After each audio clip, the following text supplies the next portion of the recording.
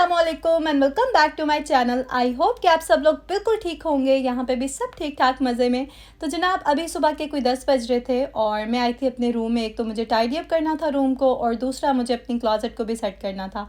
तो सबसे पहले तो मैंने बेडशीट चेंज की, जो चीज़ें वगैरह इधर उधर रखी थी वो सब रखी, डस्टिंग की थोड़ी सी। और उसके बाद मैंने सोचा कि अपनी क्लोजेट को जो है ना मैं ऑर्गेनाइज़ करती हूँ। मेरे पास असल में इतने ज़्यादा कपड़े हो गए ना कि सच बताऊँ तो उन्हें अब संभालना ही मुश्किल हो गया है। बेड के नीचे भी मैंने एक दो बैग्स में रखे हुए हैं। इसके अलावा क्लोजेट जो है वो तो बिल्कुल फुल हो गया, उसमें अब स्पेस ही नहीं है। और जब भी मुझे कोई चीज़ चाहिए हो तो अच्छा खासा टाइम लग जाता है उसे ढूंढने में। और इसका मेन रीज़न ये है कि मेरा जो ड्रेसिंग स्टाइल है वो बिल्कुल चेंज हो गया अभी। आज से 2 साल पहले तक जिस तरह की ड्रेसिंग मैं करती थी, अब मैं वो कपड़े बिल्कुल भी नहीं पहनती। तो इसलिए मैंने सोचा कि वो सभी ड्रेसेस जो मैं नहीं पहनती हूँ, ऐसे ही रखे हुए हैं मेरे पास, वो मैं किसी और को दे दूँगी। वो लोग जो शुरू से मेरी वीडियोस देख रहे हैं ना, अक्सर मुझसे पूछते हैं कि पहले आप फैशनेबल और स्टाइलिश कपड़े पहनती थी और अभी आपका ड्रेसिंग स्टाइल बिल्कुल चेंज हो गया है। तो ये चेंज आप में कैसे आया, इसके बारे में भी बताएँ। तो मैंने कभी इसके बारे में बात नहीं की, मैं कंफर्टेबल नहीं थी। और अभी इतने ज़्यादा क्वेश्चंस आते हैं ना, इवन के न्यू सब्सक्राइबर्स भी जब आते हैं तो वो पुरानी वीडियोस देखने के बाद ना ज़रूर मुझसे ये क्वेश्चन करते हैं। तो मैंने सोचा आज इसके बारे में मैं बात कर ही लेती हूँ। मैं जब छोटी थी तो हमारी फैमिली में जिस तरह के कपड़े सब लोग पहनते थे, मैं भी वैसे ही ड्रेसिंग करती थी। और ऐसे ही होता है, सब लोग अपने ख़ानदान की जो लिमिट्स होती हैं उसमें रहते हुए ही फ़ैशन को फॉलो करते हैं। लेकिन जैसे जैसे मैं बड़ी हुई तो मैंने रियलाइज़ किया कि मैं जिस तरह की ड्रेसिंग करती हूँ इस्लाम में तो ऐसे नहीं है। लेकिन वही बात है ना कि जब आप फैशन परेड में शामिल हो जाते हैं तो आपके लिए बहुत मुश्किल हो जाता है अपने आप को उससे अलग रखना। तो एक दुआ ना मैं हमेशा अल्लाह ताला से ज़रूर मांगती थी और अभी भी मांगती हूँ कि मेरे अंदर ये जो दुनिया की कशिश है ना ये ख़त्म हो जाए और मैं अल्लाह के करीब हो जाऊँ। क्योंकि ये दुनिया की कशिश ही है ना जो हमसे सारे गलत काम करवाती है। और जो लोग अल्लाह के करीब होते हैं उन्हें अंदाज़ा हो जाता है कि दुनिया कितनी मामूली है।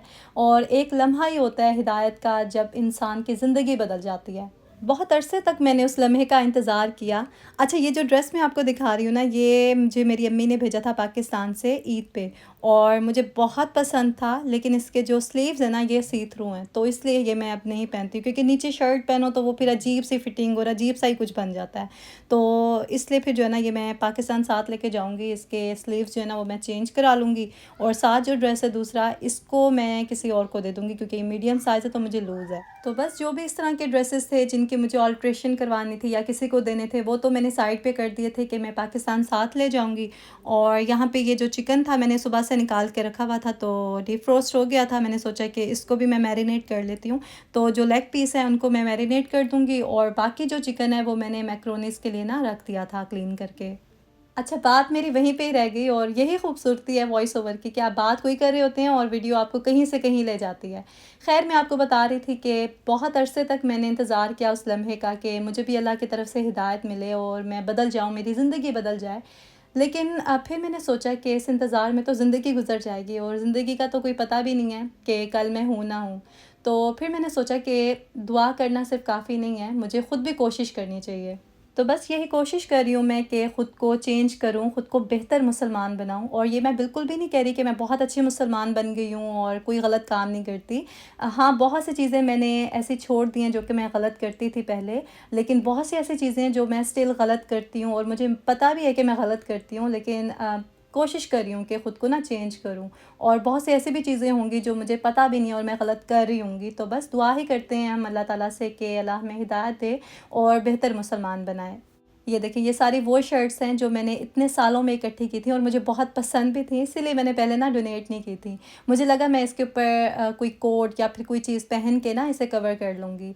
लेकिन किसी के स्लीव्स शॉर्ट हैं, कोई शर्ट की लेंथ कम है, किसी में नेट है, तो इस तरह की चीज़ें ना कवर नहीं होती हैं कभी-कभी और मिक्स एंड मैच करना ना कभी-कभी अजीब-सा हो जाता है। तो इसलिए मैंने सोचा कि अब मैं ये डोनेट कर ही देती हूँ। पहले भी अल्लाह का शुक्र है कि मैं इतनी कोई मॉडर्न ड्रेसिंग नहीं करती थी, लिमिट्स में रह के अपने आप को कवर करके ही ड्रेसिंग करती थी। लेकिन अल्लाह का शुक्र है कि बेहतरी आ गई है। वैसे मुझे काफ़ी मैसेजेस इस तरह के भी आते हैं कि आप पहले बहुत स्टाइलिश और अच्छी ड्रेसिंग करती थी, लेकिन अभी आपका जो ड्रेसिंग सेंस है ना वो चेंज हो गया है काफ़ी। तो पहले हमें ज़्यादा अच्छा लगता था। तो वही बात है ना कि अपनी-अपनी प्रायोरिटीज़ होती हैं। पहले मेरे लिए अच्छा लगना और स्टाइलिश लगना ज़्यादा इम्पोर्टेंट था। अब मेरे लिए ज़्यादा इम्पोर्टेंट है कि मैं ख़ुद को कवर करूँ। ऐसा नहीं है कि मुझे अब फ़र्क नहीं पड़ता कि मैं कैसी भी लगूँ, बिल्कुल फ़र्क पड़ता है और मैं कोशिश करती हूँ कि मैं प्रेज़ेंटेबल लगूँ। लेकिन हाँ, प्रायोरिटी ये होती है कि मैं अपने आप को कवर करके और उस तरह से ड्रेसिंग करूँ कि कोई भी बॉडी पार्ट जो है वो प्रोमिनेंट ना हो, बाकी अल्लाह माफ़ करने वाला है। अच्छा, हिजाब से रिलेटेड मुझे बहुत ज़्यादा मैसेजेस आते हैं कि आप इस पे स्पेशल वीडियो बनाएं कि हमें भी मोटिवेशन मिले हिजाब करने के लिए। तो इस पे भी अभी बात करते हैं। पहले मैं आपको दिखा देती हूँ कि वीडियो में क्या-क्या हो रहा है। तो यहाँ पे मैंने सारे कपड़े जो हैं वो रख दिए हैं। ये बैग मैंने डेन में रखा हुआ है। इसमें जो भी डोनेशन के लिए रखना हो मैं रख लेती हूँ। मेरे जिम के पास ही ना एक थ्रिफ्ट स्टोर है, तो इंशाल्लाह वहाँ पे मैं ये सब जाके ना डोनेट कर दूँगी। और अभी मैं किचन में आ गई थी। मैंने आज लंच के लिए भिंडी बनानी थी और चिकन जो मैरिनेट किया था उसे भी मैंने हल्की आँच पे रख दिया था। तो बच्चों को स्कूल से भी लेने का टाइम होने वाला था, तो इसलिए जल्दी-जल्दी से जो भी कुकिंग मैंने करनी थी वो मैंने सोचा कि कर लेती हूँ।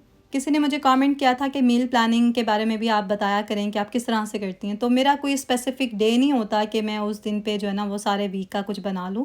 मैं 1-2 दिन का काम ना एक साथ कोशिश करती हूँ कि कर लूँ। जैसे अभी मैंने चिकन सारा क्लीन किया था तो ज़्यादा कर लिया था और ये रोस्ट भी मैं ज़्यादा ही कर रही हूँ। जो बच जाएगा ना वो नेक्स्ट डे फिर मैं रैप वग़ैरह कुछ भी बना लूँगी या फिर फ्रीज़ भी कर लेती हूँ अक्सर मैं इस तरह का चिकन, तो जब भी मुझे चाहिए हो फिर मैं वो ले लेती हूँ।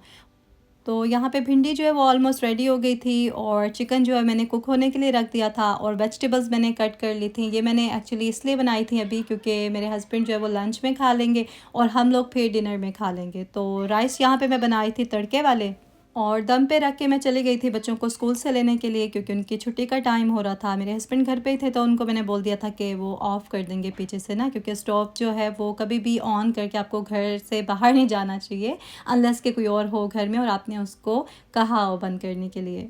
बच्चे स्कूल से आते ना तो आयतल का स्कूल बैग काफ़ी हैवी होता है, वो मैं ले लेती हूँ और आयतल अली का स्कूल बैग लेती है और अली जो है ना आयतल की लंच किट और वाटर बॉटल पकड़ लेता है। तो इस तरह से जो है ना हम लोग वापस जाते हैं। That's my favorite part. I'll go to any room and get some back. But only the royal family could touch it. यहाँ बच्चों के स्कूल में ना कोई इवेंट होता ही रहता है। अभी अली किंग बन के आया हुआ था और वैसे ही एक्ट कर रहा था जैसे वो रियल किंग है। तो खैर बच्चे स्कूल से आए तो मैं उनके लिए अब लंच रेडी कर रही हूँ। रोटी अभी बना रही हूँ, बाकी चीज़ें मैं ऑलमोस्ट रेडी करके ही गई थी। लंच रेडी करते हुए अगर थोड़ी सी एफ़र्ट करके हम डिनर भी रेडी कर लें ना तो बहुत ईज़ी हो जाता है, टाइम सेव हो जाता है काफ़ी। तो चिकन मैं आपको दिखा देती हूँ, यहाँ पे रेडी हो चुका है और बहुत ही टेस्टी मज़े का सॉफ्ट चिकन बनता है, आप लोग ट्राई कीजिएगा।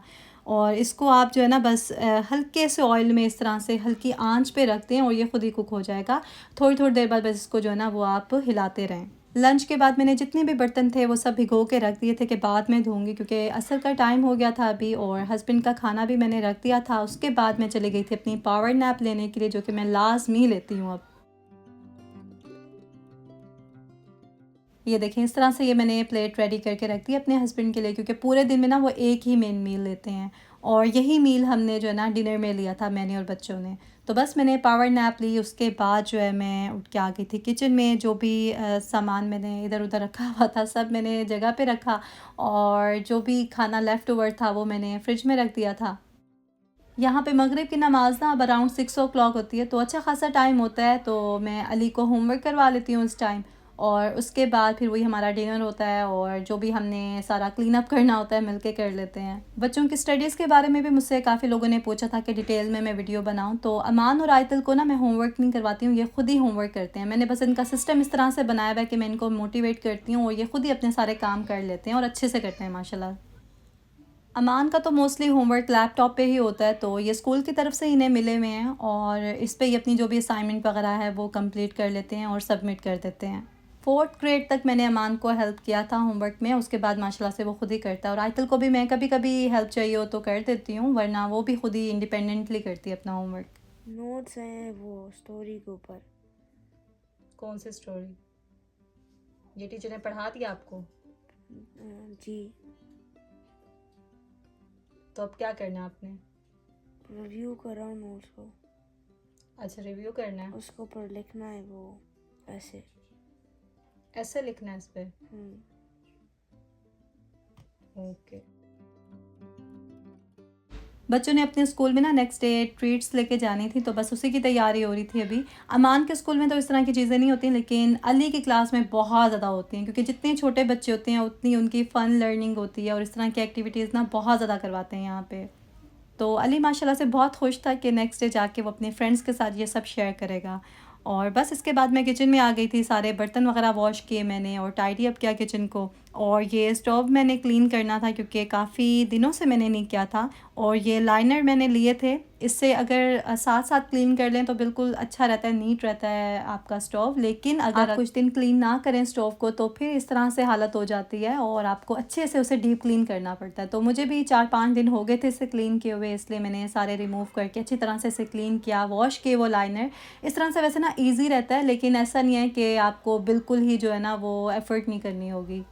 लेकिन हाँ, आसानी हो जाती है आपको क्योंकि स्टोव उस तरह से बहुत गंदा हो जाता है और आपको अच्छा खासा टाइम लग जाता है उसे क्लीन करने में। तो इस तरह से ईज़ी हो जाता है काम। तो मैं आपको सजेस्ट करूँगी कि अगर आप लेना चाहते हैं ये लाइनर ले लें।